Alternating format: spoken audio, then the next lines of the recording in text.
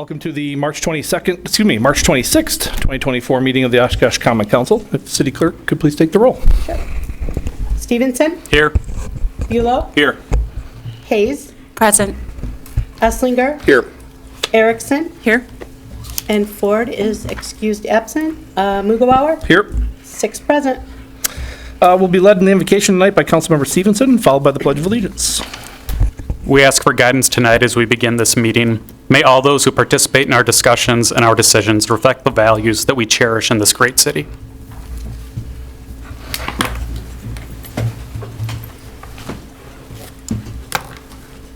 Allegiance to the flag of the United States of America and to the republic for which it stands, one nation, under God, indivisible, with liberty and justice for all. What's your favorite class? Yes, normally we'd ask the students what their favorite class was, favorite teacher. I mean, mine was gym. I snuck into multiple classes during my study hall. Excellent answer. Excellent answer. Starting off this evening, we have introduction of staff. We have a new finance director, Julie, and then we have another Maria Fletcher as well. Mark?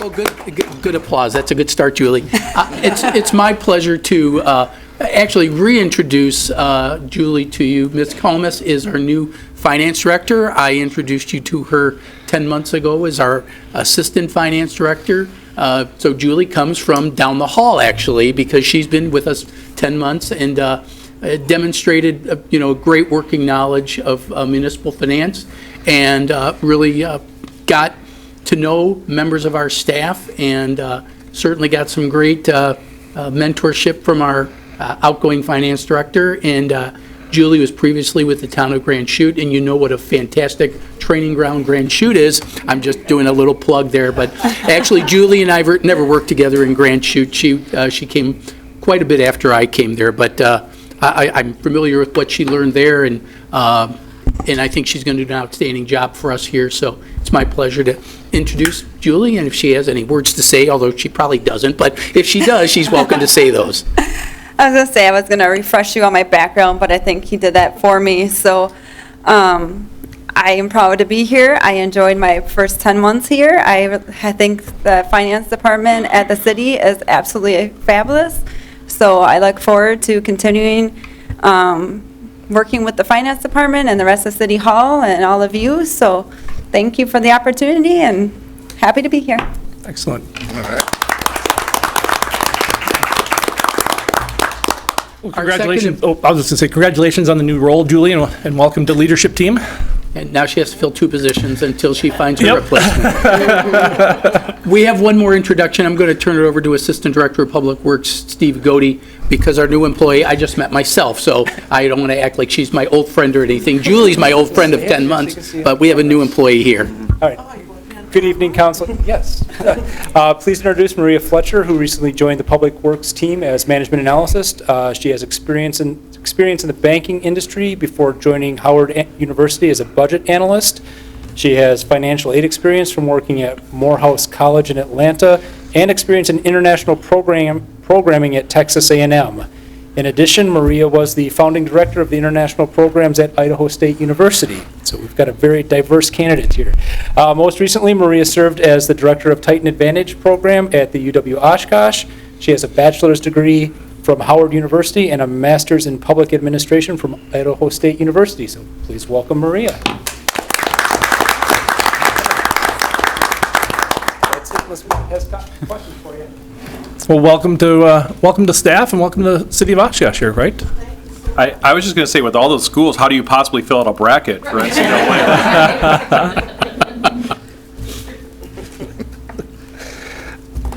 All right. Well, welcome and congratulations on those new roles. We do have a few presentations tonight. We're going off script a little bit tonight. Normally these are handled during the State of the City address. State of the City address, changing up the format a little bit here in 2024. So tonight we have a few awards to give out. So a little fun to start the meeting off tonight. If you wouldn't mind coming down and helping me through this.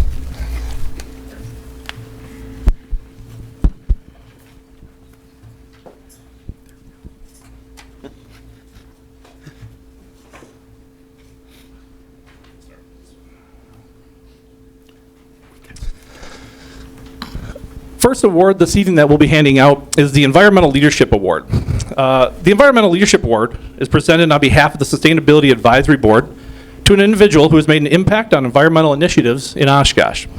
The Sustainability Advisory Board has selected Tom Weber for the 2024 Environmental Leadership Award.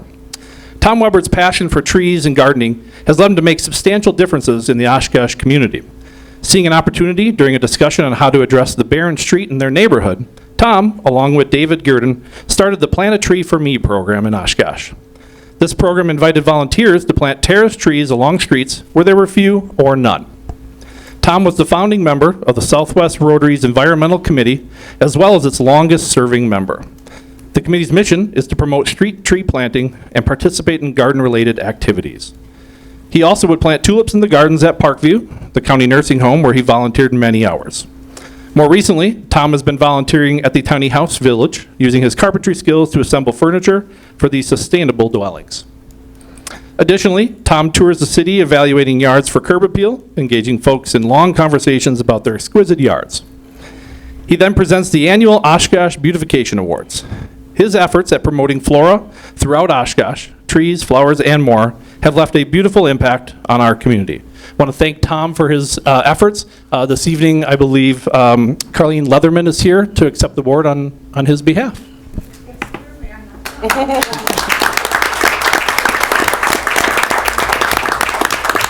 Thank you. Thank you, Carlene.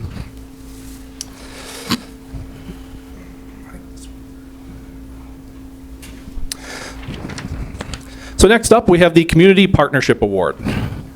Oshkosh values its Parks Department for the green spaces they maintain, and also for the recreational opportunities that our Parks Department provides for residents. Many of these opportunities are made possible through partnerships. The Oshkosh Park Department has had a long-standing relationship with the Oshkosh Recreation Department, which is operated through the Oshkosh Area School District for several different facilities and activities. The Pollock Community Water Park is a facility with a variety of amenities that hosts over 40,000 visitors each year. The Oshkosh Parks Department operates the facility and contracts lifeguard services through the Oshkosh Recreation Department. Together, they provide a safe and welcoming environment for the water park visitors. Similarly, the Recreation Department has partnered with the Parks Department to host events at the Recreation Department gym, a perfect venue for family-themed events. During the winter months, the two departments joined forces to offer events at the outdoor ice skating rinks. And most recently, the Recreation Department has began partnering with the Oshkosh Senior Center to offer programs for older adult population of Oshkosh. Together, the Oshkosh Parks Department and the Oshkosh Recreation Department work to meet their respective missions of providing recreational opportunities for Oshkosh residents. We congratulate the Oshkosh Recreation Department for being a recipient of the City of Oshkosh Community Partnership Award. Here this evening, Recreation Director is Cable Helmbrecht, to accept the award. Cable, come on up.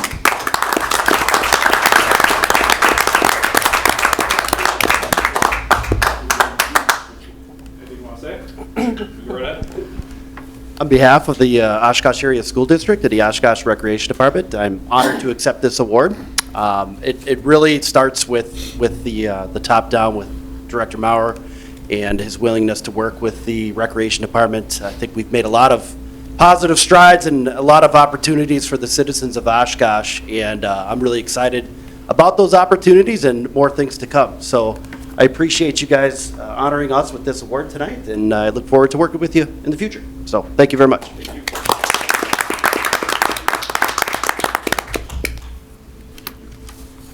We have one other Community Partnership Award to also give out this evening. Community partner, I should have actually started with this at the last one. Community Partnership Awards are presented by the City of Oshkosh to an organization or an individual who makes an outstanding contribution to advance the quality of life in Oshkosh. The City of Oshkosh values its community partners as well as its statewide partners. Oshkosh is proud to be part of organizations that believe in local control, which in turn benefits the entire Oshkosh community. We need advocacy on a statewide level to support the city's mission to serve our residents. The League of Wisconsin Municipalities is a statewide organization created in 1898 that advocates for state laws and policies that support local government and local control. In 2023, the state shared revenue bill was signed into law. For years, we were overly reliant on property taxes to pay for basic needs, including critical local services. The legislation dedicates a portion of the state's sales tax to fund local units of government and provides inflationary increases into the future. The advocacy of the League of Wisconsin Municipalities helped Oshkosh achieve a $1.9 million increase in annual municipal aid through this legislation. This helps us to be less dependent on property taxes. Together, the League of Wisconsin Municipalities and the City of Oshkosh collaborate to advance and advocate for Oshkosh residents, speaking up for local democracy. We proudly present the League of Wisconsin Municipalities with a City of Oshkosh Community Partnership Award. Here this evening to accept it is the, I believe, Executive Director, Jerry DeShane.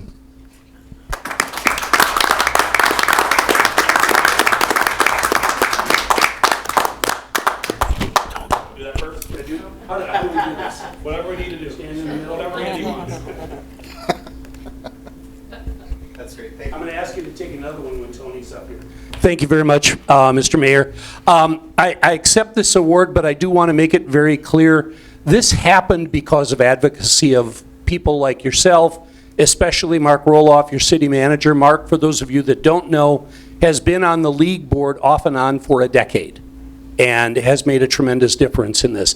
But I also want to introduce the woman that was essentially the architect of the shared revenue bill. Tony Herkert is our Government Affairs Director. Tony? Thank you very much. Thank you. Picture ball for us.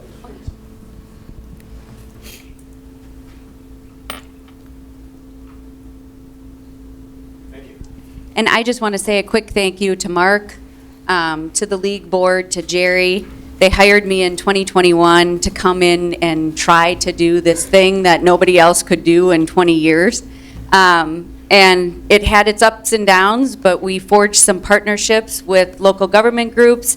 We needed to rely on our community partners, our league partners, to do some heavy advocacy with the legislators, and because we all stuck together, we were able to finally get it done. Jerry can smile at the end of the day that he made a good hire and somebody who could deliver, but it really was because all of you participated and got involved when we asked you to talk to legislators, make phone calls, come to public hearings. We really needed everybody to be together. So thank you very much for the recognition.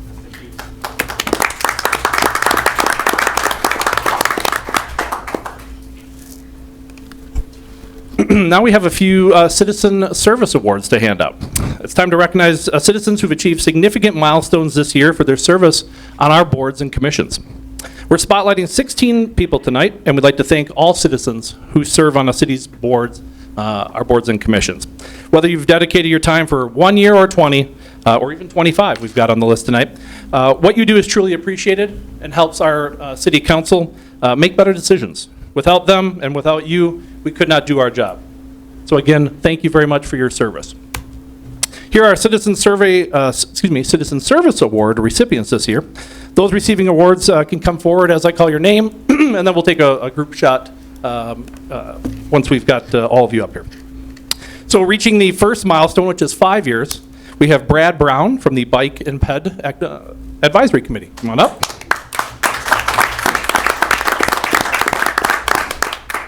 We have William Christensen from the Traffic and Parking Advisory Board. Devin Hudak from the Parks Advisory Board. Larry Lautenschlager from the Library Board. Larry, come on up.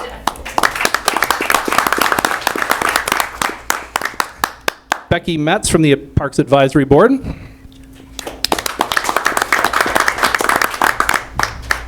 Lester Millett from the Parks Advisory Board.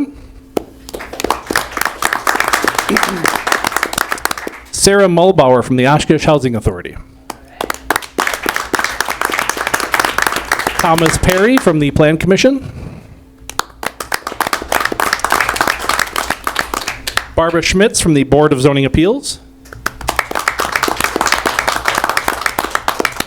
And Nikki Stoll-Altoff from the Landmarks Commission.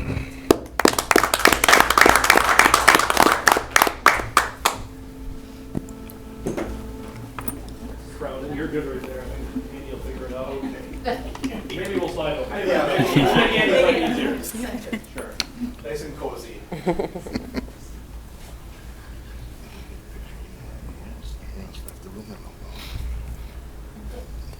Great, thank you. Thank you again for your service.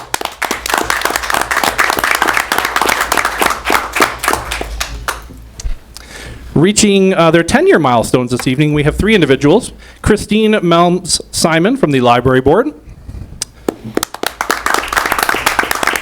Andy Ratchman from the Bid Board.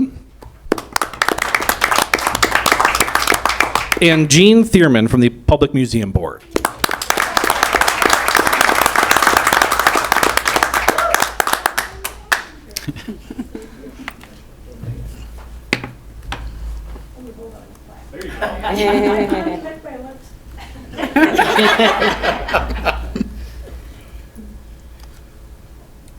Thank you. Congratulations.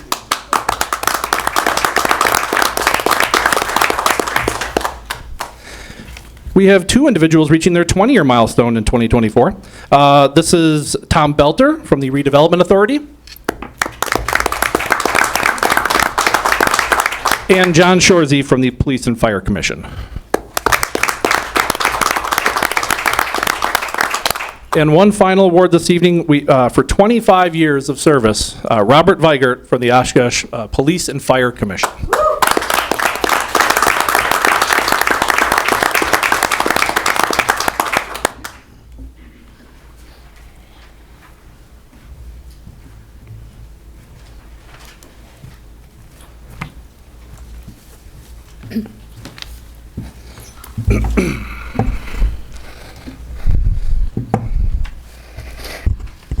All right, moving on to citizen statements to council.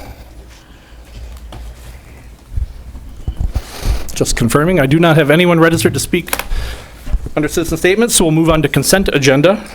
We'll take a, I don't have anyone registered to speak to consent either, so we'll take a motion and a second on those. So moved. Second. Any discussion on consent agenda? Seeing none, if you'll take the roll on consent. Stevenson, Aye. Bulow, Aye. Hayes, Aye. Esslinger, Aye.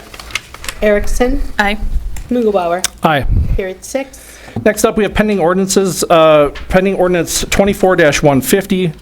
This is charter ordinance to amend titles of mayor and deputy mayor to council president and council vice president. I do have one person registered to speak, Mr. William Mansky. Welcome. Please come on up.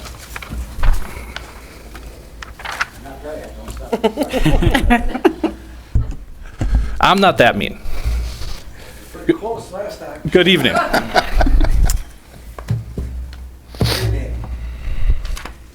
I am again. Probably the most important agenda item that's come before you in a long time. And, I think that I pointed out to last week when I was here, because I written 2 essays about Oshkosh's future.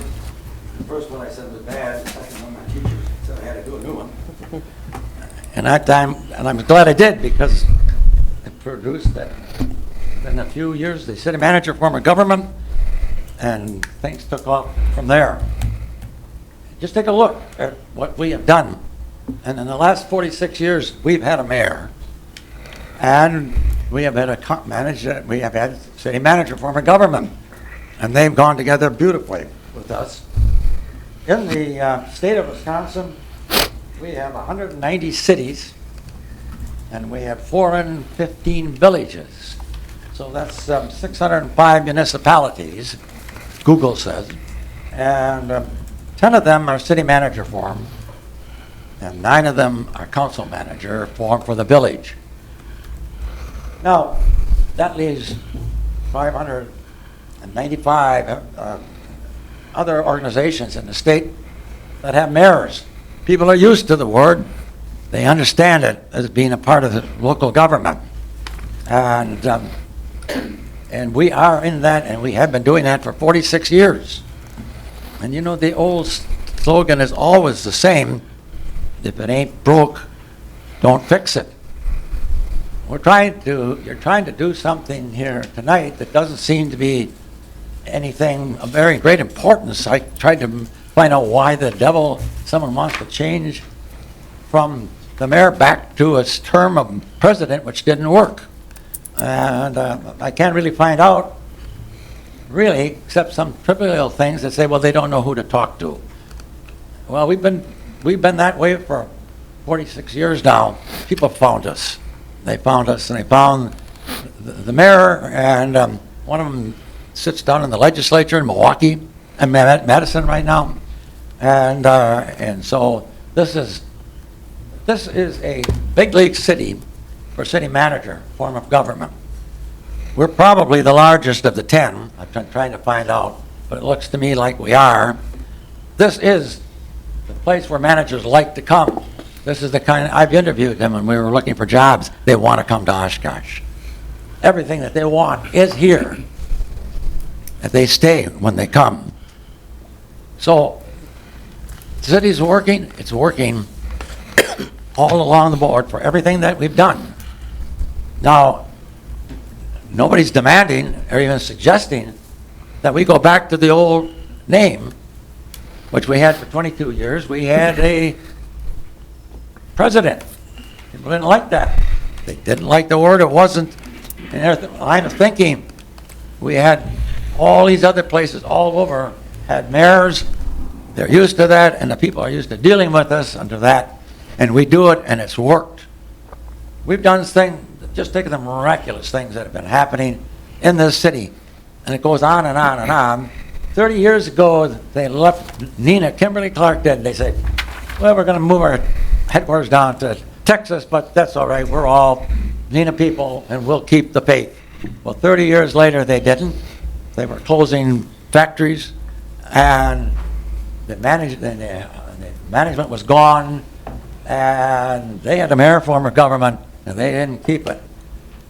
Look what happened to us when we decided to let an old worn-out golf course, up to date, go to be used by our top manufacturing place, the Oshkosh Truck, who built a needed space, and we made it available for them, and which is what we have done for city management form of government throughout the years.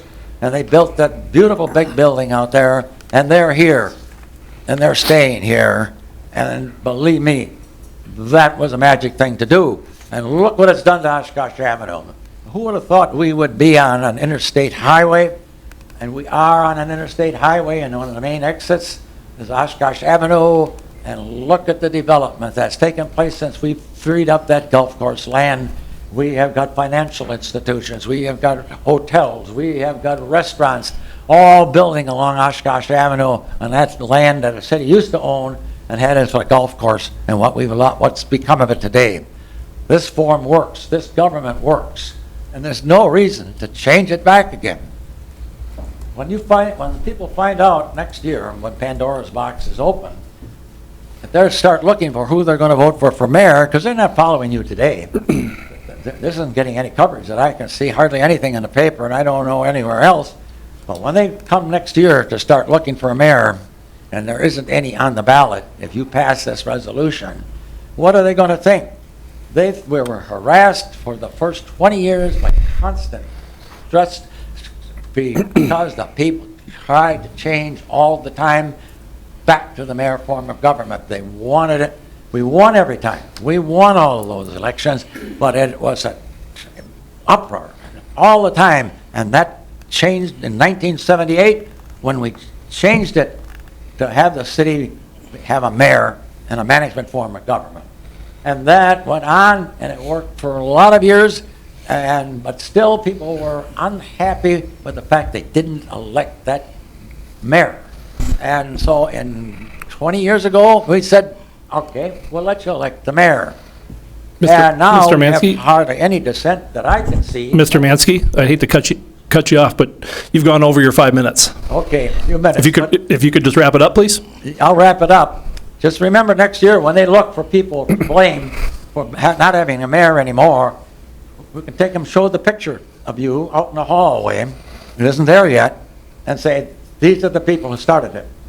These are the people that took a step backwards and put us back with a form of government and a that we didn't like and nobody wanted with a president and took away our mayor. Some of you are going to leave, some of you are going to leave pretty quickly. Are you going to want that on your record? And all the rest of these people on that board worked very hard all of these years to save the city and to make sure there was a mayor, what the people wanted. If it ain't broke, don't fix it. Thank you, Mr. Mansky. I don't have, let me just double check. There's no one else registered to speak on this. We'll take a motion and a second to put ordinance 24-150 on the floor. Actually, I should read it. I don't think I did. Ordinance 24-150, charter ordinance to amend titles of mayor and deputy mayor to council president and council vice president. Move it. Second. So I'm going to quick press my button first here, but just want to poll council quick on it. Without Councilmember Ford here, do you have any interest in laying this and the next one over for the next council meeting for discussion amongst the 7 of us? Or would you prefer to proceed with the 6 that are here? It's completely your call, just out of courtesy to Councilmember Ford, just the same courtesy we'd extend to most others on a bigger issue. Councilmember Esslinger, floor is yours. Yeah, thank you, Mayor. I would think that, with all due respect to Councilmember Ford, this did go to a first reading. It's been noticed, the public knows about this. Mr. Mansky has been here a couple times on this. And so we're at that point, I think we're at the second reading. And this is, I think, the time to do that. Deputy Mayor? Maybe just a clarifying question on process, since this requires a supermajority vote. Is that of those who are present or of all council members? Of All council. Okay.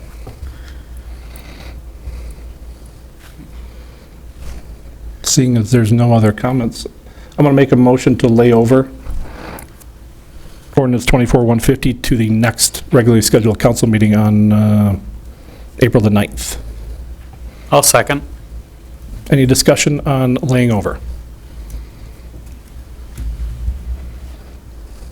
Seeing not, oh, I do see one. Councilmember Hayes, floor is yours. Thank you. My statement was probably better served before the motion to lay over. I would agree with Council Member Esslinger that this was noticed for today. I don't see a basis for holding over a vote until Councilmember Ford is present.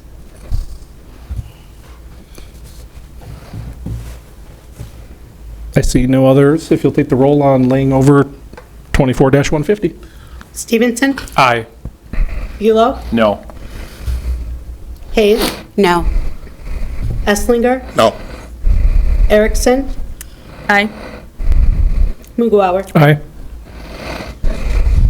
3-3. Yep. So back to the ordinance 24-150 is on the floor. Councilmember Stevenson.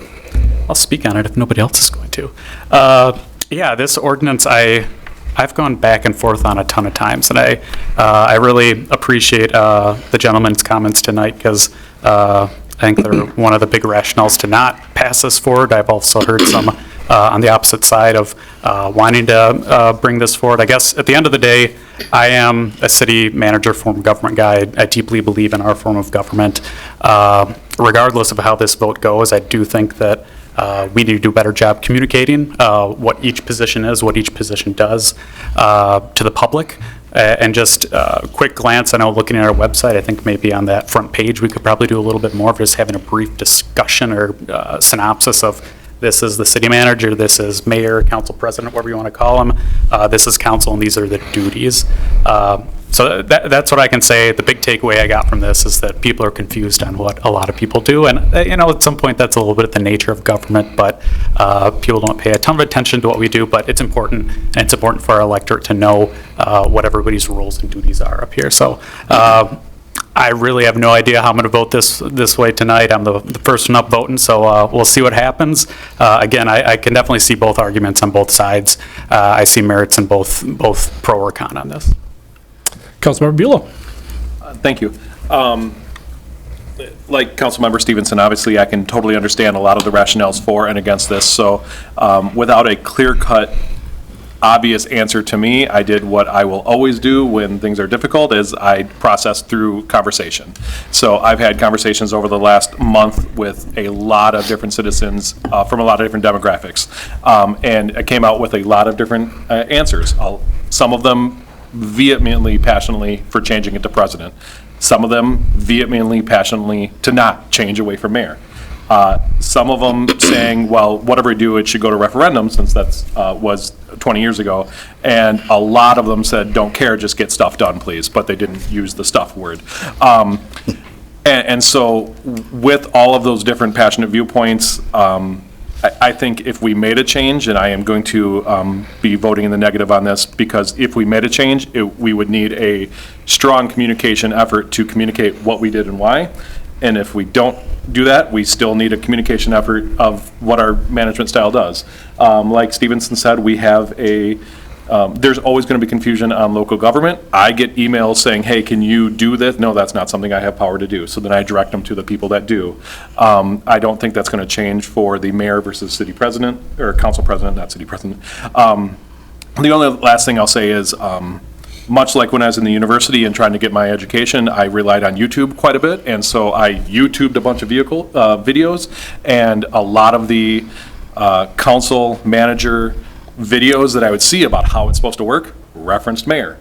A lot of them reference council president, so it really, there's no unanimity about anything, and this is what we have now. And like the speaker tonight said, I don't see a strong reason to change it, so I'm going to go with what I've talked to people about, and what I've felt from the beginning is I don't really have a strong reason to make this change. Councilmember Hayes.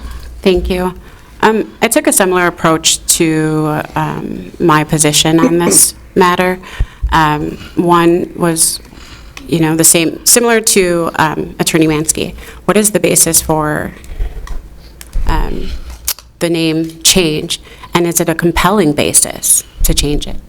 And as I did the same as Council Member Bulow and spoke to those in our community, and purposely set out to spoke to those in the community that were not just a part of my immediate circle of friends and family, I would agree that there's confusion about the roles of the mayor and deputy mayor, but there's equal confusion about so many departments and what my role is. And I don't think that will never be a compelling basis for me to change the title. What, in my analysis, is compelling to leave it alone is the fact that I would not agree that this is something that 7 or 6 of us should decide by vote, instead of allowing our citizens, our community members, to weigh in on that. And without that, I would never be in favor of this, even if it is deemed by some to be something so minor as a name change. I think many of us have prided ourselves on the ability for our community to have a voice in the system, and that is why many of us, outside of many of our normal working hours, do this work, that work of talking to community members, because we want them to have a say-so. And in my communications with our community members, I did not come across many that were in favor of the name change. And instead, I found myself explaining the roles more and walking away from those conversations with those community members having a greater understanding of those roles. And so that leads me to believe that it is not a matter of changing the name. It is doing more on our parts to explain our roles and communicate and connect with the community. So I would be voting no. Councilmember Esslinger. Thank you, Mayor. I think, as I stated before, there's really 2 issues here. Number 1 is the issue, should we change the name from mayor to council president? That's really not the issue I want to speak on tonight. I don't think it should be. As a former mayor myself, dealing with that office for a couple of years, I never had anyone telling me that there was a problem with it, that they completely misunderstood it. So I guess as Mr. Mansky said, I'm kind of scratching my head. I don't understand the need for this, and so if there's no need, don't fix what, isn't working. I mean, with what's working. The other part of this is, again, voting on this and taking this away. I mean, it wasn't even a year ago that the citizens of Oshkosh came out and voted for a mayor. And now within that year, 7 or 6 members, 7, whatever, if Mr. Ford was here, are going to take that away from them and change that. And that is the issue with me. Whether we change the name and all that, we can sit here at midnight and argue yes or no, and I respect that, but that's just not where I'm going. I think, look, the mayor is a good guy. I've talked to him on several occasions. I don't think there's any ill intent bringing this forward. He believes, for whatever reason, this would make Oshkosh better. I respect that, and I hope everyone respects that. I just disagree with him, and I disagree with how we're doing this. I think, again, I know no ill intent, but I think it's just disrespectful for us as 7 members of the council to pull this from citizens that had voted. I just think it's wrong, and so I don't see any need for it. We're taking away some power that citizens had, and that's not a place that I want to be. Thank you, Mayor. Yep. Deputy Mayor Erickson. Thank you. So I'm not actually opposed to the concept. I think it's a good idea and fits how we function as a council and as a city with the form of government that we have. But I do have 2 hesitations that I've been going back and forth on this one, and I think it's about process, and then kind of for me thinking about the future of council, and as a council member who I will not be up here within the next month. So I think my hesitation about process is I think has been said before. There's a lot of need for creating dialogue and education in the community about our form of government, and I'm concerned that we maybe have not we've done that individually, I think, as council members, but I think there might need to be kind of a greater intent on providing that education and hearing from community members about their understanding of, are we functioning in a way that makes sense and meets the needs that they have for input in conversation. So I think I'd like to see more education dialogue around this, and like I said before, I think I have concerns that as an outgoing council member, the next council will not have an opportunity to weigh in. So it's not a no to the concept. I do think it fits the function that we have, and I do think it may reduce some of the confusion that exists, but I would like to see some more intention behind it. Thank you, Deputy Mayor Erickson. Well, that leaves me, I think. I can do the math. That's I can count on one hand. So all I'm going to do is I want to read in an email into the record, and then we'll go for the vote. Councilmember Buell, you go right ahead before me. I want to do it after. Please. Sure? Yep. Okay. So there was an email, I don't think all of council got it. I think just I got it. About a week or so ago from a resident here in Oshkosh, Eric Scheiman. I'm just going to read from it, and then it'll be Councilmember Buell's turn on the floor. Mayor Mugar, I'm writing regarding the ordinance to amend titles of mayor and deputy mayor to council president and council vice president. I urge you to adopt this ordinance, and here's why. I lived previously in other cities where there was either a mayor or a city manager. When I moved to Oshkosh, it was very confusing as to why we would vote for a mayor when we already have a city manager. This makes no sense to me. I believe that the city manager form of governance is the most effective way to run a city, and having a mayor role is an inappropriate title for this role. I just want to make sure I said that clearly, inappropriate title for this role. It only serves to muddy the waters for our municipal government. I understand that there may be some tradition for this title, but it is important for our municipal government to change, to adapt to times. This is one of those items that needs to be updated to reflect reality. When I talk with friends and family, they also agree with this change and are likely the silent majority in Oshkosh. The mayor title also falsely lends the impression that the role has more authority than it does. While the mayor title may have some swagger, we would not want that person in this role to falsely assume more control than what our system of governments allows. Our school board and our county board also have the leaders of their respective boards with similar titles, so this change would bring consistency to our local government. A council president is the true title for this role, and this change absolutely needs to be made so that Oshkosh can truly have a professional approach to governance. Mr. Scheinman summed up my thoughts very eloquently, and I'll just leave it at that. Councilmember Bulow, the floor is yours.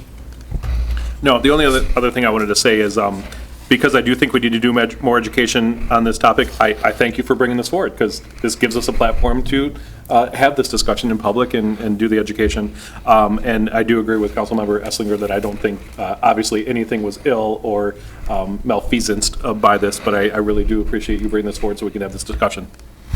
Thank you, Councilmember Bulow. With that, if there's no other comments, we'll take the roll on ordinance 24-150.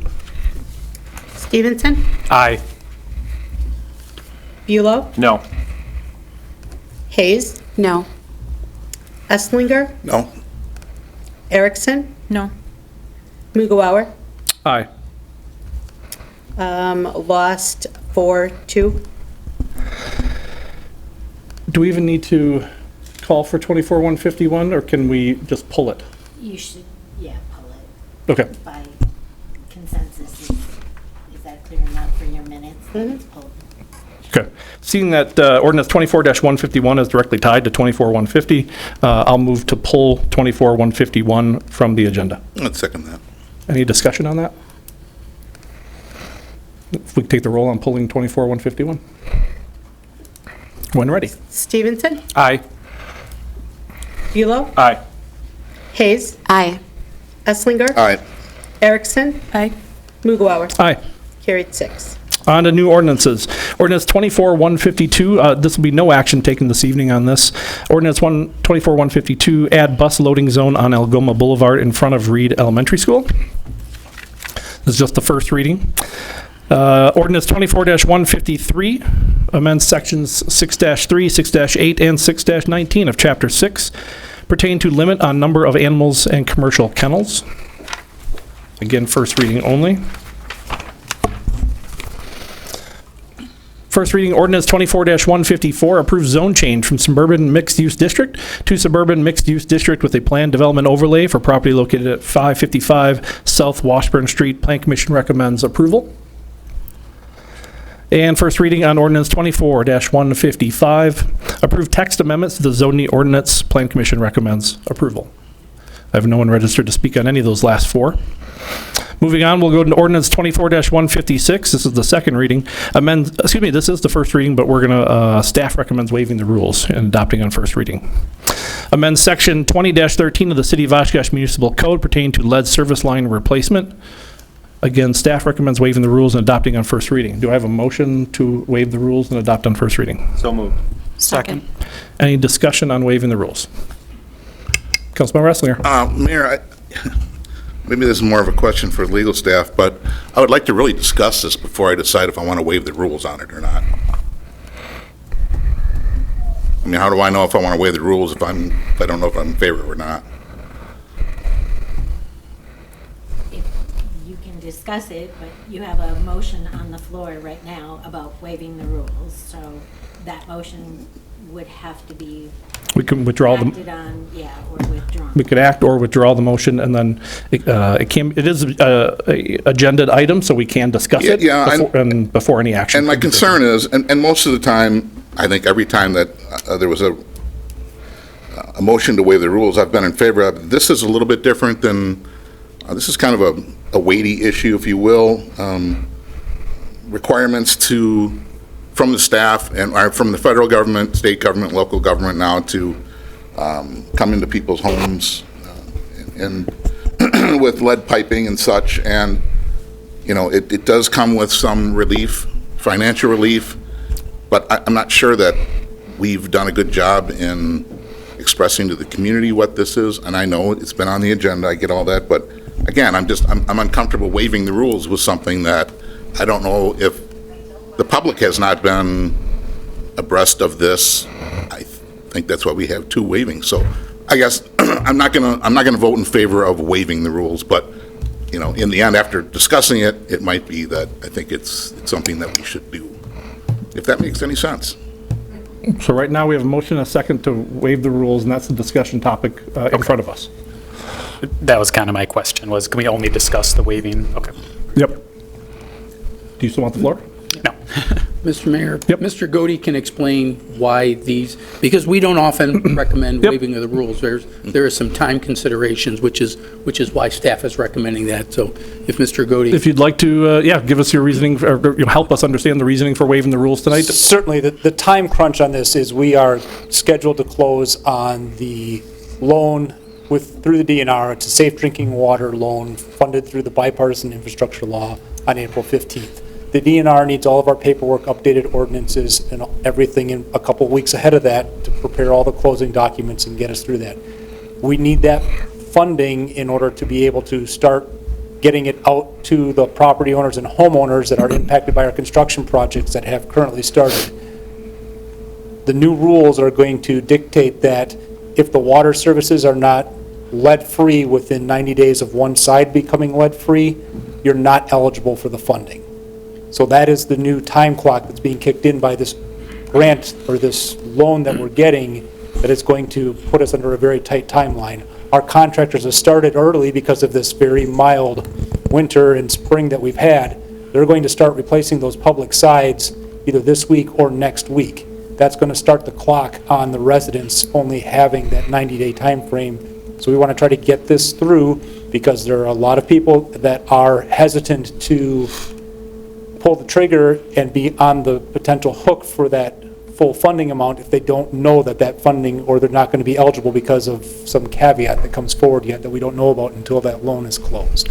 And I would add, we already have this lead service line replacement program. This enables us to amend the program so that we can use a different funding source. So without this urgency, we won't be able to help residents who need these funds. The only other thing I would add to the discussion is we were not sitting on our hands and not working on this and getting it moved forward. We had to have forms and things approved through the DNR. We were working with them and waiting to get answers. This program has all come slowly and quickly. We knew it was coming, but getting final answers to some of the questions to allow us to finalize the documents was taking time, and so that we finally got those answers last week or the end of the week before. I'm not exactly sure of the timing on it, but just in time to be able to get it on this meeting. So it was not something that staff had held back, just in case anybody had any concerns that we were not diligent. We were diligent.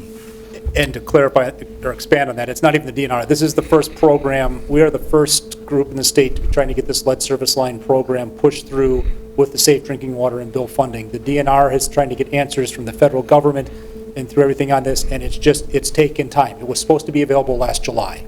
We're at this point now, and we're under the crunch to try to get money out there for the construction season. Councilmember Esslinger, but just a reminder, the only thing on the floor right now is to waive the rules. They just answered my question. Okay, sounds good.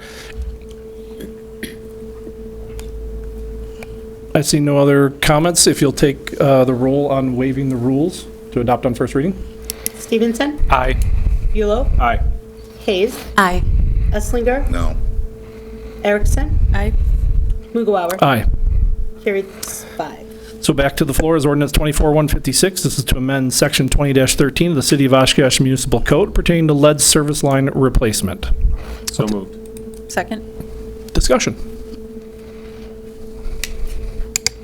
Councilmember Stevenson. Do you guys want to just give background on the program and kind of how it's been utilized to date and what you're planning on moving forward with? Because I just want a little bit more clarity to the public. And Certainly, I will try to do it. If I get into too much detail, please feel free to cut me off.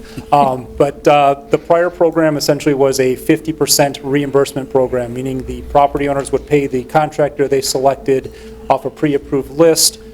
They would pay the contractor, submit the invoices to the city. The city could then reimburse the property owner half of the cost of their lead service line. Up to $2,000 was the cap on it previously. The new program with the new funding source is not entirely principal forgiveness loan money, which the old program was that let us do the reimbursement. The new program is a full loan of which 50% can be principal forgiven to the city. The difference being the city has to expend the full amount now in order to be able to get that 50% as principal forgiveness. As a result, the city is going to be paying the contractors directly for the lead service line replacement costs that the homeowners select, and then simultaneously entering into a loan with the property owner for repayment of 50% of that dollar amount up to $2,700. So we'll cover half again of $5,400 now. As those costs have increased, we've continued to increase that cap over the years. So we'll be still providing that 50%, which was the initial ordinance recommendation, trying to stay at about that 50% coverage rate. But again, now it has to be the city expending the full dollar amount and entering a loan to recover that money back as it's eligible. That's really the key difference in the financing. Obviously, all the paperwork, the loan agreements, everything else that has to go along with that needs to be updated, and that's really where we've struggled getting all of those I's dotted and T's crossed to make sure we have those ready. And this is primarily for roads that are being reconstructed right now, right? Or people that elect to have you guys replace their line, or is it? That's my understanding. Correct. It's eligible for anyone that has a private lead service line. The only time that it becomes a requirement to replace the lead service line is that if it's fails or is partially, you can't do a repair or partial replacement on a lead service line. So that's the only time. So if someone has a lead service line in their home, it's continuing on. Keep in mind the last of the private side laterals that were lead were probably installed at the early part of World War II, so back in the 1940s, so they're getting to be 80 years old at a minimum. But those lines don't have to be replaced if they don't have an issue. Sure, and the only reason I pointed out is because I want to make sure that this isn't like a draconian rule in nature. You're not going through everybody's property and trying to rip up all their laterals if they're lead. We're really trying to do this on a piecemeal basis, trying to make sure over time we get rid of those. And then also, and I know it's a further agenda item down, but we do have options for funding people that are low income up to that 100% mark. So I just really wanted to have you give that background, point out those few caveats. I think this is a good program. Getting rid of lead laterals is important. It's also, I think, equally important to make sure that those that can't really afford it, that we kind of step in. So those are some of the homes that I think need lead laterals replaced the most. So thank you for putting this together.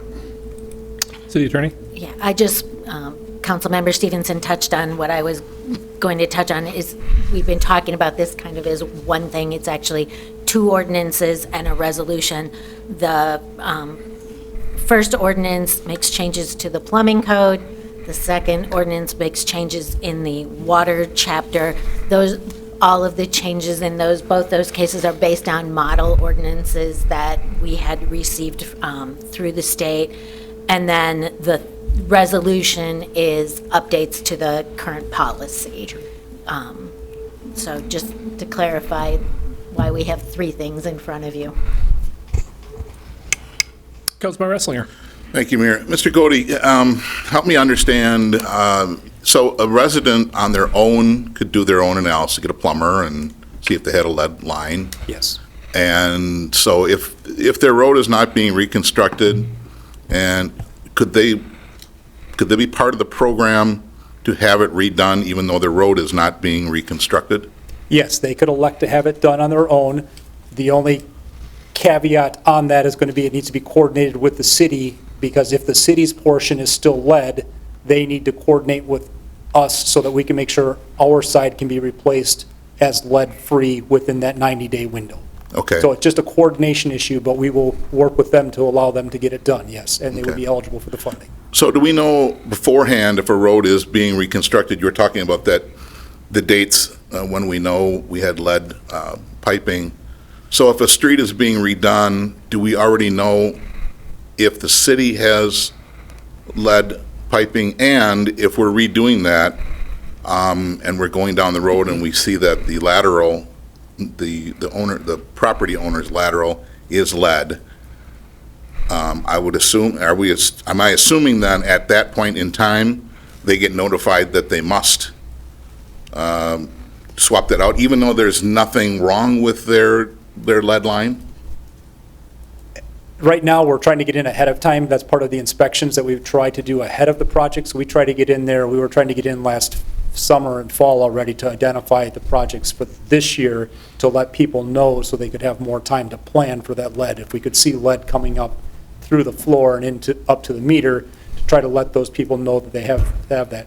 If we couldn't get in and we don't have a record that indicates what it is, yes, at the point in time we dig up, we would find out that they have a lead lateral. The city does have the ordinance in place that requires that lead lateral to be replaced within 180 days.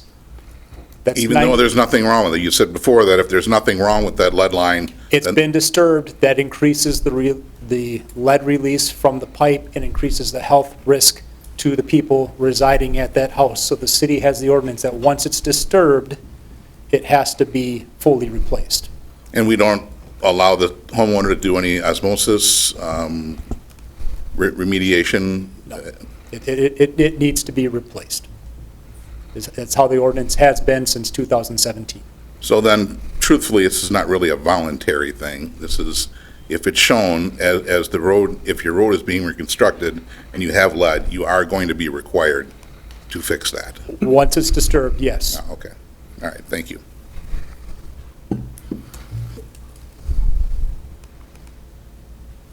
I see no other comments on 24-156. Actually, I will. A fair amount of education is probably going to be done to try to educate, residents, homeowners, property owners about the what's in front of them, what the options are available to them. Before it was different. Obviously, a change, any sort of change can cause confusion. We're hoping to, once we get this passed, we're hoping to start getting those mailings out as soon as possible. So as early as next week is my hope. I know, kind of to piggyback off of Councilmember Stevenson's comments, a lot of the roads that we're reconstructing right now are through some of the more economically disadvantaged parts of our community.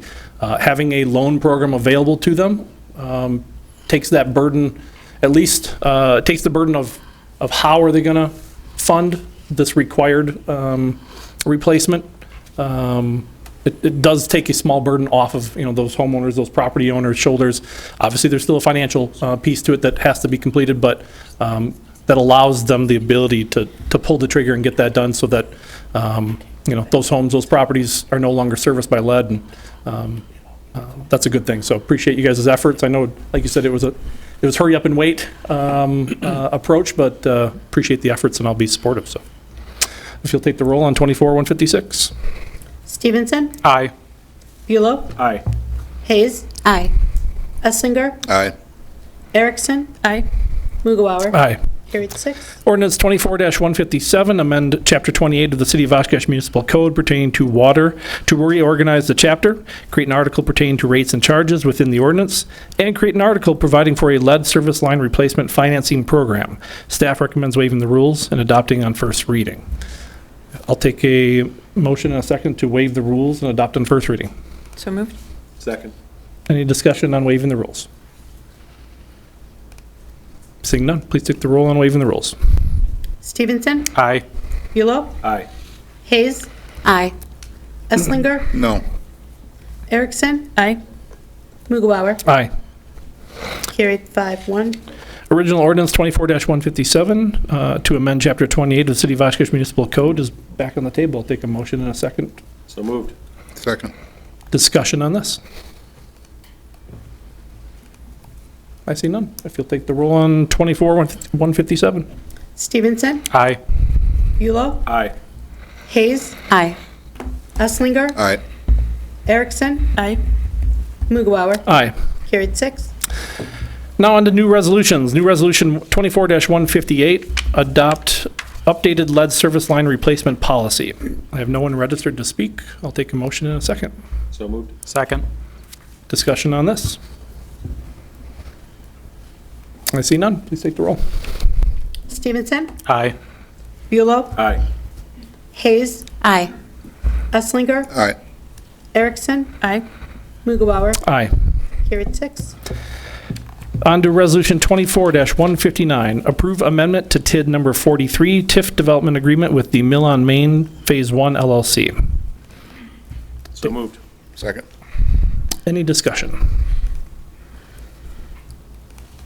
Ms. Nyforth, would you mind just letting us know, those at home, why we're amending this? What we're doing here?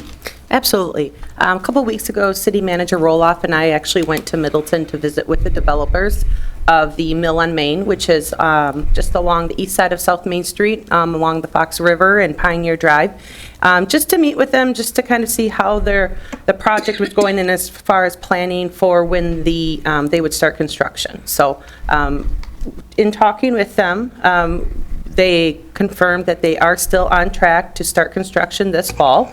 They like to start construction as far as kind of so they can build during the winter season. So they would build over 2025, and then they would be all constructed and ready for occupancy come the leasing season in 2026. So they're very methodical with all of their different developments throughout the state that they like to follow that type of schedule.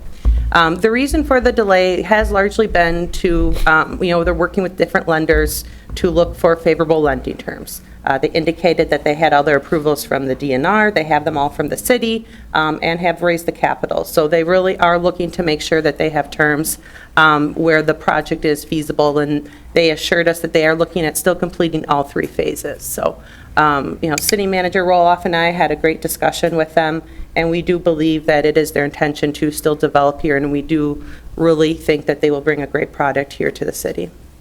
Thank you very much. Councilmember Stevenson. Yeah, I just kind of want to speak a little bit to lending world out there is a little crazy. So I understand the bit of delay here. And also from my perspective, I believe in patience. I believe in, I think this is a good project. I think this is a good product. I think we as a city and as a council just need to be patient to get that quality product here. So I have no issues pushing this off a little bit to try to make sure that they get their financing lined up to make sure that they can get the quality housing, mixed-use development that we want to see along our riverfront. So I really think this is a cool project. I'm looking forward to see it happening in the future, but I understand the economic climate they're kind of dealing with right now. City Manager Roloff. Thank you, Mr. Mayor. Yeah. I just wanted to add to that because, Ms. Nyforth had referenced something, and we did ask them, do you want to change the scope of work based on everything? And they were absolutely committed to what they've proposed. They believe they can rent this up, including the commercial area, which was probably the one we were more concerned about, but they very matter-of-factly said, no, we definitely believe in this. They gave us a tour of their downtown Middleton facility, which is very similar to what we're looking at here. And they had a lively commercial area there. I think they feel they can do that. Amenities that will be offered to the residents of the area, I think they felt they could do that. And then our takeaway was also, we need to assist them, because one of the things that's happening with the lending market is the local lenders are the most important, and because they're Middleton-based, they don't have relationships with local bankers. So Ms. Nyforth, Ms. Rathermel from Greater Oshkosh EDC, and myself have been reaching out to local bankers and letting them know that this project may be worth their look-see at it. So we're doing that, and they've been connecting with people. So I think they're genuinely moving forward, making the progress that we wanted to see. And their project manager, this is that person's #1 project on their list of projects, and so I think they're working with all due diligence now to get this done. Thanks, City Manager. Councilmember Bulow. Thank you, Mayor. Just to build a little bit on what Councilmember Stevenson said, I agree. I'd much rather have a organization do their due diligence and be cautious than come in here and find out, oh crap, that something is not exactly what they needed it to be. So I have no problem with this, giving them the time to make sure that all the ducks quack the right way.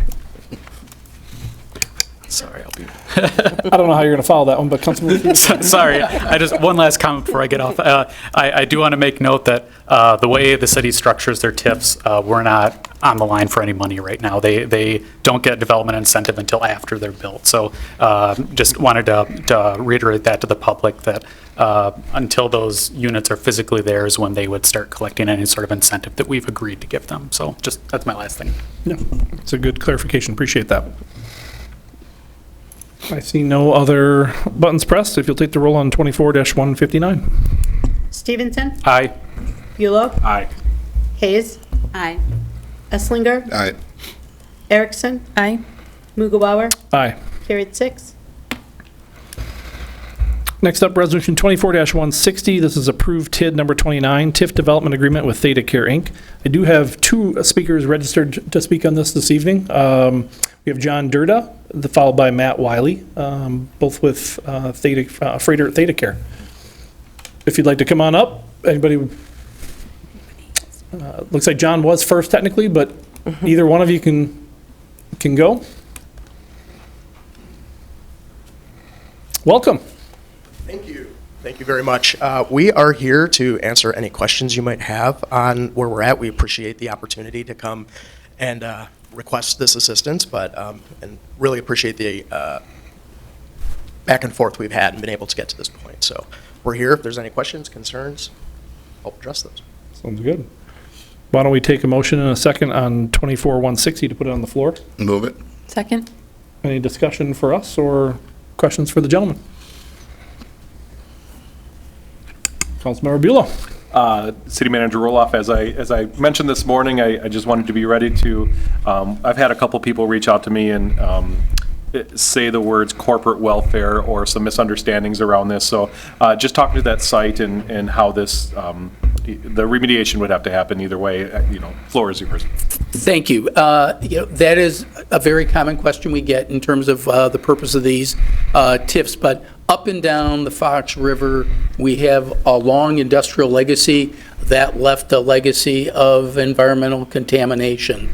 And if any project has extraordinary costs, our policy is that we will assist, and this is about as extraordinary as you can come up with. The level of contamination there would take most people and shy them away. I think that's part of the reason that this tax increment district is actually 8 years old, and we don't have, and it's been very challenging to find the right group. I think what Freighter Theta Care, and I'm going to have to get used to saying Freighter Theta Care.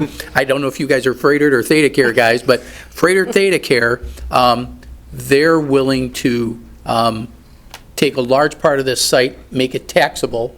What we did the groundbreaking this morning was for the non-taxable portion, but the taxable portion won't work with, as any site along the river is, without that addressing environmental contamination.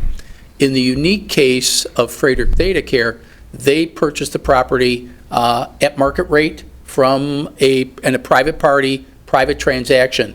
So it's unlike some redevelopment areas where we purchase it and then we sell it to a developer for $1. That's not the case here. They've paid market rate for that land, and I would parenthetically also say that Theta Care owns property in other parts of the city. In fact, on the west side, directly across the road from Aurora. Not in the city. Not in the city, but it's on the west side. They're choosing to come to downtown Oshkosh. So as I'd mentioned this morning at their event, this is an economic development project, but it's also a healthcare project, not just for them, but for the community. So there's a lot of reasons where they check off several boxes, whether it's meeting a community need, in this case healthcare, addressing an environmental concern, and doing an economic development project. And within a stone's throw, you can probably get about 4 other projects where we've provided support for environmental cleanup. And I think it's appropriate for this one as well. I hope I answered your question. Thank you, City Manager. I did go out to the groundbreaking this morning. It was beautiful. The sun was shining for those short times, so that was fantastic. I think this is an excellent project. I know that no matter what goes there is going to need remediation, is going to need city assistance to make that happen. So this isn't a handout to Freighter Theta Care. This is being able to use that land. That is a base cost that's going to happen for anything that goes there. You know, a school, a university extension, anything like that would have to have that. So being that that land is going to be then turned into something, the renderings are absolutely amazing. I hope that, I don't know if they're public on the internet yet, but I hope that they are, because they are fantastic to see. And I think that as they did their homework, as they were talking about this morning, about over 70% of people live east of 41, having a hospital ER that those people can use close to them is absolutely fantastic. So I'll be voting yes for this. Well put, Councilmember Beulah, and City Manager stole a few of the things I was going to say as well. Not only is it an economic, redevelopment opportunity and our ability to support that, from a blighted site in our downtown area, it's one of the last remaining parcels along the river that we've tried to redevelop over the last 20, 30 years. All good things. Providing health care to the central city and the east side. Additionally, a huge win for the city of Oshkosh, the people that call Oshkosh home, but also, which it just doesn't get talked about enough in this particular case, this is bringing, if memory serves me, roughly 60, these are good paying jobs to our downtown area. COVID hit, a lot of people went home from our offices in our central city. Those are hundreds, those are potentially, 1,000 plus jobs that while they're still housed downtown, those people aren't downtown. And this is bringing folks back to our downtown, trying to keep Main Street and Oregon Street, but our Main Street, thriving. So all around a huge win for Oshkosh, and happy to support it, and excited to see this thing go. So if there's no other comments, we'll take a roll on 24-160. Stevenson? Aye. Buelow? Aye. Hayes? Aye. Esslinger? Aye. Erickson? Aye. Mughawar? Aye. Carried 6. Thank you. Next up, we have Resolution 24-161, approval of the South Shore Redevelopment Area Project Plan Amendment 3. RDA recommends approval. I'll take a motion and a second. So moved? Second. Any discussion on this? We should probably have Ms. Nyforth or, whoever she'd like to, talk about this one a little bit. Yeah, we can maybe do it together. There you go. This is kind of a joint project. This is something that the council, really, we have not done for a very long time. We were thinking probably at least 10 to 15 years. So the city of Oshkosh and all municipalities throughout the state, we don't have a lot of economic development tools in our toolbox, but this is one. So per state statutes, we are allowed to create redevelopment areas. And these are areas that we believe are positioned for redevelopment. Typically, they're in central, old historical areas, so much like the conversation we were just talking about with the Mill on Main and with Theta redevelopment, these are kind of the next use of properties. We know what these properties have quite a few obstacles and challenges, and having a specific redevelopment plan and a designated redevelopment area does give us more tools that we can use to try to further redevelopment in the areas. Yeah, so kind of the next two agenda items go together. This first agenda item, which is proposed Amendment 3 to the South Shore redevelopment area.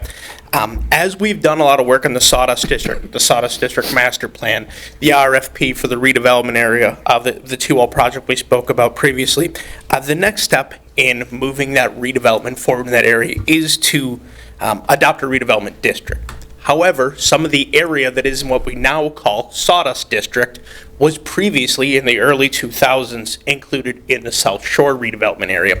We cannot have overlapping areas within our redevelopment districts. So the goal of this first resolution in 24-161 is to remove area from the South Shore redevelopment area that would be then included in the next item for the Sawdust District redevelopment area. So this one is just a boundary amendment. The actual underlying redevelopment plan stays the same as previously adopted. While you're talking, Bless you. Is there any chance Jake could throw up the amendment that's part of the council package, amendment map, South Shore maybe, so people could see the visual. You can go ahead, he's pulling it up, if you have anything more you want to share. No, for this one, that was it. This is really just a boundary amendment to a previously approved district. Okay. We'll sit quietly, patiently. Well, you said you want him to throw up. Well, if you'll throw it up on the screen. Maybe we can He'll talk sling a it up little there. bit, should we talk a little bit maybe about just redevelopment areas in general, what we can and can't do, and how maybe it would impact property owners within the district? Yeah, definitely. So one of the questions that always comes up when we're doing redevelopment districts and redevelopment planning is what happens to people's property rights. I think it's important for council and the public to understand these districts don't change an underlying property owner's rights. It is still their property. They get the final decision on what happens with their property. Being in a redevelopment district does not mean you have to sell the property to the city, does not mean the city is coming to buy your property. Your personal choice and your personal decisions of what happened with your property remain with you. This doesn't change that fact. What it does, as Kelly mentions, it gives us a couple more tools in those toolbox when redevelopment opportunities present themselves to help facilitate redevelopment in those districts. And really, the Sawdust District Master Plan, what we're going to be talking about next in the South Shore area, are two areas that, with our comprehensive plan, strategic plan, all of the plans we have, our Sawdust District Master Plan, this is kind of our next area of redevelopment that we see in the city. Looking out the window here to the Marion Road, Pearl area, that was a redevelopment area that was created in the early 2000s. So as you see, it's taken almost 25 years to fully develop that, and it's still not done. So we're looking forward to seeing the next area that we could potentially redevelop, and seeing that, we have projects like the Mill on Main, the Arena, the Miles Kimball Loft, MK Loft area. We do believe that there's some great synergy that we can hopefully play off of and really, jumpstart this redevelopment area. And thank you, Mark, for putting the map up there. Yeah, so a little bit hard to see in the paper copy. The area you see up there in, let's call it the orange color, is the area that was previously in the South Shore redevelopment area that we are proposing to amend the boundary to just what you see in the green there. The orange area will then become what is really hard to see in here, the beige area that is the new Sawdust District redevelopment plan. So that area in orange is really what we're talking about right now with being removed from the prior South Shore. And the existing South Shore area shown in the green there will stay as is. That will remain in place. Excellent. Any questions on this? Seeing none, if you'll take the roll on 24-161. Stevenson? Aye. Bulow? Aye. Hayes? Aye. Eslinger? Aye.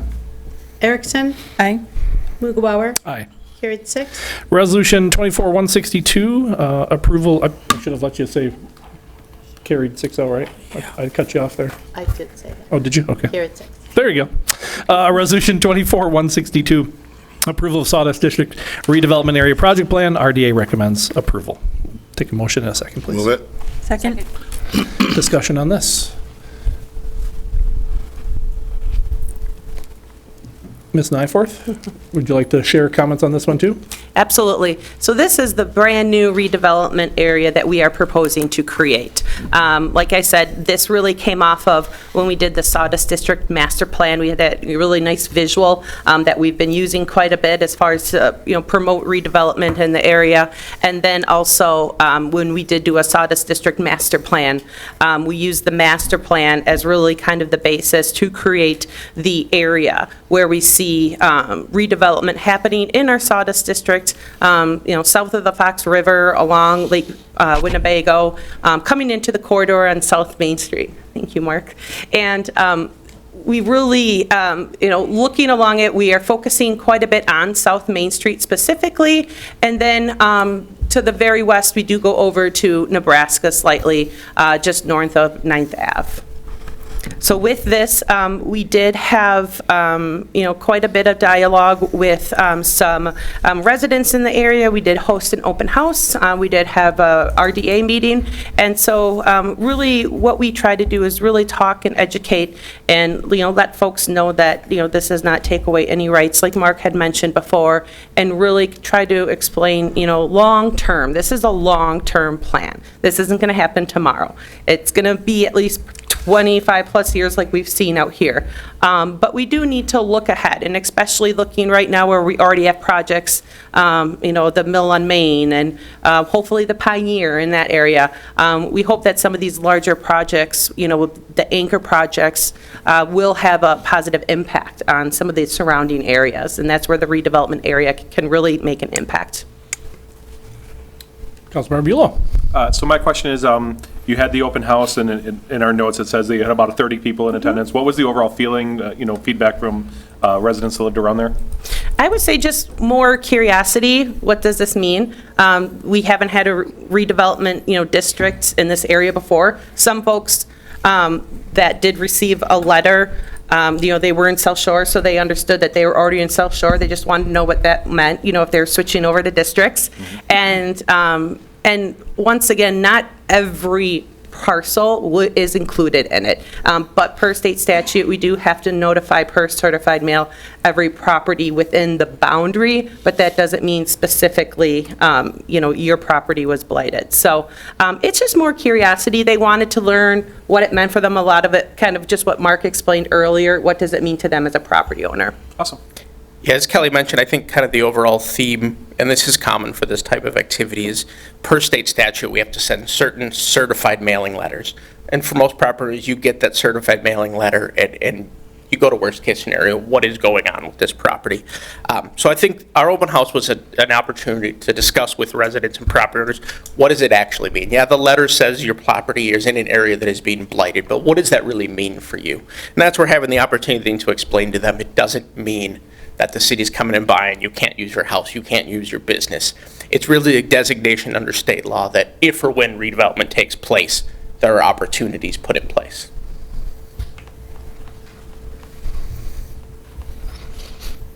I see no other buttons pressed. We'll take the roll on Resolution 24-162. Stevenson? Aye. Bulow? Aye. Hayes? Aye. Esslinger? Aye. Erickson? Aye. Mughawar? Aye. Carried 6. That concludes our action items for this evening. Now we move on to council discussion, direction to city manager, and future agenda items. Councilmember Bulow had requested this be on the agenda, update on boards and commissions. Mr. Bulow. Thank you, Mayor. Well-timed. I did not realize that we were doing the awards tonight when I asked to have this put on. Our boards and commissions are obviously, I don't want to say extremely helpful because that downplays how important they are to us, and they are voluntarily and they are advisory. So a lot of them, many of them, don't have any legislative power, and a lot of them, use their advisory roles very, very well to us. 10 months ago, we made some pretty major changes following a report from council member Erickson, Lindsay, I couldn't remember your last name, sorry. And one that has retired from the council, but I just wanted to kind of take a look and see where we're at and how that has affected the boards and commissions as they are going. I only know about the commissions that I serve on, so I just wanted to touch in, make sure that we didn't make some, when we're trying to make something better, that we didn't make it worse, is basically what I wanted to do. I'll speak to mine, and then you can, people can chime in. So Housing Authority and Landmarks Commission have both had no problems with quorums. They've been meeting regularly, so that's not been a problem at all. Councilmember Ford replied to my email, and he let me know that the same is true on the Visitors Bureau and the Long Range Finance, that they've had no quorum issues, and meetings are going well. The chair people are holding those down and doing well. Excellent. Anybody else want, you can chime right in, go right ahead. Deputy Mayor, beat you to it. Go for it. I was for a second. So I'm the liaison for Transportation Committee. I did touch base with Transportation Director Collins. We have not had any quorum issues. Just as a refresh, that committee was a combination of 3 other committees, Bike and Ped Advisory Board, Transit Advisory Board, and Traffic and Parking. And Mr. Collins said meetings have remained relevant. I would agree with that. Although some meetings may be heavier on one area than the other since we combined 3 different committees.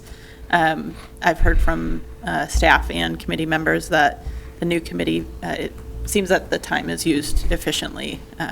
So positive there. Excellent. Councilmember Stevenson, followed by Councilmember Hayes.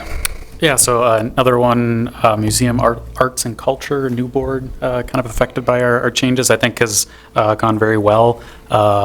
People are very engaged on that. The new folks are a really good hybrid of the museum and then arts folks kind of all put together. I think we've had a lot of good discussions, no quorum issues. Grand isn't, I serve on the Grand board, but isn't a Oshkosh, City of Oshkosh board, but it is, we do have a council liaison on that, and they've been good on quorum as well. I kind of alluded to this a little bit, but can we discuss maybe a little bit bid board? I know they've had some questions kind of for council, and we had some communication there. I just wanted to know what the history behind one, not having like a council person on that board, or if the possibility we could have a liaison just to get that communication line open. I believe we could look at changing the bylaws, working with the bid board to do that. They're a little bit different type Sure. of board. We do have staff liaisons that do go in our office to kind of be the staffing person, the secretary for that bid board. But we can certainly try to see if we could engage with them to try to amend the bylaws to add a council rep, if that is something that the council would be look favorable upon. Sure. Can I ask a question also about bid? I think, is that the remaining one that is not televised? If we're going to make those changes, I would also recommend that that is televised like all of the other boards and commissions. Okay. Not all the boards and commissions are taped. About half of them are, and that's a function of availability of staff. There are only 3 people in Oshkosh Media. 2 of them are the people who tape. So it really becomes a function of how much is available.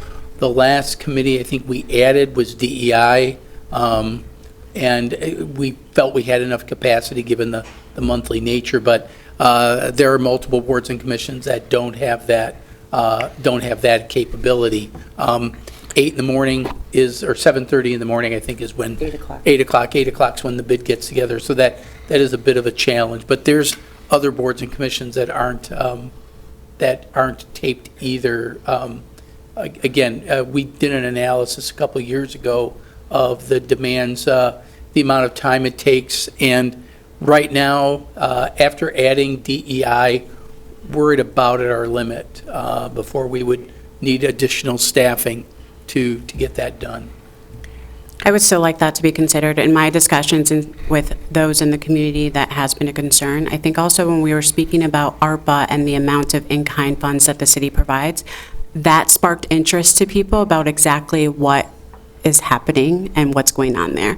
And so I would still, if it's possible, to have that looked at and determined as well.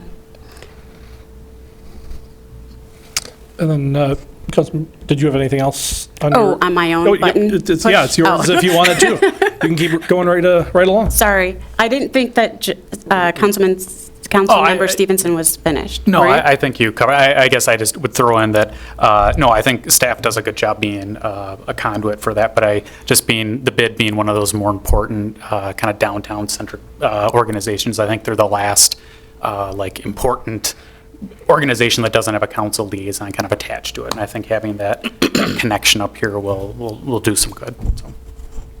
Also televised would help Also too. So as the council liaison for Sustainability Advisory Board and the Diversity, Equity, and Inclusion Committee, there have not been issues with meeting quorum.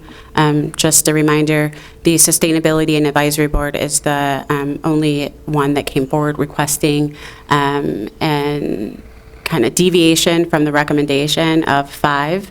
I think it was 5. Can't remember all of a sudden, but they're 7. Yes, so that was ultimately voted on, and the request for 7 was granted. So there have not been any issues with quorum.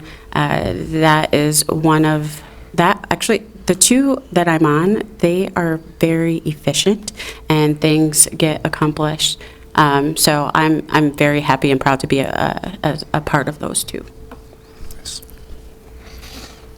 I can speak to Parks Advisory as well as RDA. No known issues there. Since the adjustment to Parks, RDA has stayed the same, I believe, so no changes to that one. Yeah, so nothing too substantive to add, but so. Anything else on this one, Councilmember Bulow? No, I just want to say thank you. You know, we make a lot of big changes sometimes, and if you don't look back and see how it's going, then, you know, sometimes you're, you know, get blindsided. So thank you. And I do, I don't know if it's an agenda, under future agenda items, can I speak on future agenda items? Well, how about we do future agenda items? Organizational meeting, April 16th at noon. That's for all current council members to say goodbye and then to set up for the new council as well that afternoon. Other future agenda items? Yeah, so I know we got, in the vein of the bid board, we got correspondence talking about buried utilities. I know that the project, they specifically wanted to talk about the project on Wagoo, but I think I'd like to talk about it as like a more holistic point of view on where we bury utilities, when, and if we have capability to do that. I know from my perspective, obviously, aesthetic, environmental maintenance is all boons to being able to bury those utilities, but we do have to bear in mind the cost up front. So I guess just as a kind of collective, I would like to put, if it's a future agenda item, if it's a workshop, something that just talks about when and how, and if we could bury more utilities. You're stealing the thunder from the member on your left. So Mr. Roloff, when the future council gets seated, will you please schedule a workshop on buried utilities? Because I think it's been about 10 or more years. I've heard that before, so I think it's a wonderful idea. Yeah, I think it's appropriate for the new council to address that issue. It'll take a little time, but I think a workshop would be appropriate. Okay. It's probably been 10 years since the council discussed it, so. Sure. I think we can figure out that maybe Mr. Bulow and I had a discussion about that, so happy to do that. Sounds good, thank you. Any other future agenda items? If not, council member announcements and statements? Speak now or forever hold your peace. At least for 2 weeks. At least for 2 weeks. And then if there's nothing there, we'll turn it over to City Manager Roloff for his announcements and statements. Thank you, Mr. Mayor. A few memos in your packet this evening. The leak detection services that the DNR and the Public Service Commission both strongly recommend. We have a contract with AECom to do that for us, just to keep track of water that may be lost through the system. You'll notice that on our second memo has to do with some loss prevention services, essentially some security that can go around to different facilities, parks, parking lots, and things like that to monitor vandalism. We've had an uptick in vandalism, and I think we had a meeting with the different departments and discussed the value of doing that, and we're going to have our insurance fund take care of a good part of that. Our annual purchase of our laptops, in this case, the rugged laptops for the fire department, it says IT division, it's for the fire department because they're the ones who need the rugged laptops. American Rescue Plan Act funding update. We have a total of 51 applications. When I got back from vacation, I found another one in my in-basket that I hadn't shared with Cammie yet. Staff is currently going through those applications totaling over $12 million. And I know that, for example, DEI discussed some of the projects last night that people had brought to their attention. And I think this is going to take a little more time. I would love to say that we can get this to you very quickly, but going through 50 applications. So what I did was I worked with staff to develop some criteria very similar, and I think maybe the mayor may recall this, maybe Deputy Mayor Erickson. We had developed criteria to evaluate capital improvement programs. So we took a very similar approach, and that was approved by the Long Range Finance Committee. Thank you. So we developed something very similar, and I'd be happy to put in this Friday's package so you get an idea of what we're looking at. But it's sort of, a continuum of points based on criteria that we talked about at the very beginning of the process some of you weren't on the council at the time, discussions we've had since then. And so this is information that we had provided the applicants about what we'd be looking for. And so evaluating how well they score in those areas. And so I'll be happy to share that with you so you've got that, get an idea of what staff's going to be looking at. After staff does that initial point review, then we'll start taking a look at them, and that's when I'll probably use the services of Ms. Nyforth's department, because they review public service grants on a regular basis, and so we have some criteria that's similar to what's used for public service grants. So you'll be seeing that. Now, I'm going to keep this on the agenda until we have some recommendations for you. And then, boy, this is a weird shift of gears, but I have something here. This is bunny events. So we're going to talk about bunny events. There are 2 events that the Parks Department's putting on. We're appreciative of Winnebago County making Sunnyview Expo Center available, since the zoo and the parking is a challenge right now. Breakfast with the Bunny is 8 to 11 a.m. Those tickets must be purchased in advance. Please contact the Parks Department for that. Immediately following that is a more general type of event, Bunny in the Barn, the Egg Hunt. You can purchase tickets in advance or at the gate for that one. So certainly great family-friendly events. And again, thanks to Winnebago County for making their facility available while the zoo isn't exactly ready to receive guests yet.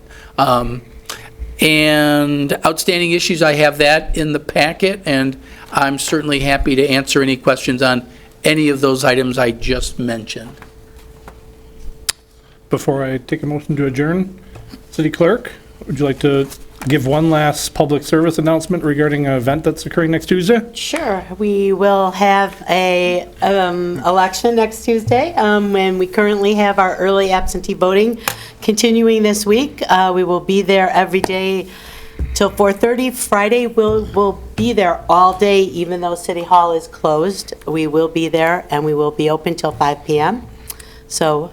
Address for the new location again? The new location is located at 19 East Irving. The address is Irving. The entrance is actually on Jefferson. There's ample parking, ADA accessible. Have been getting great reviews, so it's a great opportunity to come on down and check out the place. And if you're not going to be around on election day, it's a perfect time to come on in and vote and cast your ballot. Polls are open on Tuesday, 7 a.m. to 8 p.m.? That is correct. And they got to bring what, if they haven't registered before? They can register at the polling location. Excellent. Bring your ID with you, and our poll workers and chief inspectors will take care of you. Excellent. Well done, considering I put you on the spot and didn't give you a heads up I was going to ask you. Thank you. Very nicely done. I'll take a motion to adjourn. So moved. All in favor? Aye. Meeting adjourned.